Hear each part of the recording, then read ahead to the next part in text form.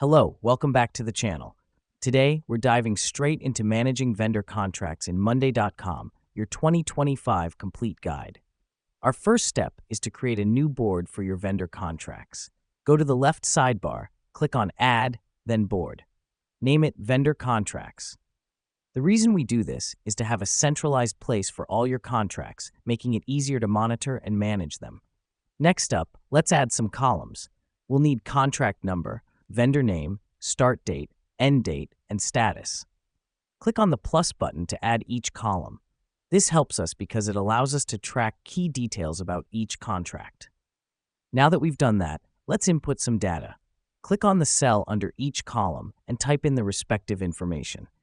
The reason we do this is to populate our board with critical contract details, making it a handy reference point.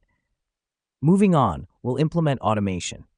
Click on Automate at the top, then Create New Automation. Select when a date arrives, change status to something. Set it to change the status to expiring soon when the end date is approaching. This step is important because it ensures you're alerted about upcoming contract expirations, helping you avoid lapses. Finally, let's share our board with relevant team members. Click on Share at the top right, then Invite to Board. Type in their email addresses and click Send. We do this to ensure everyone involved can access and update the board, improving collaboration. So there you have it, a streamlined way to manage vendor contracts in Monday.com. Now you can easily keep track of key contract details, automate reminders, and work collaboratively. That's it for today's tutorial. Remember, keep your contracts in check and stay organized.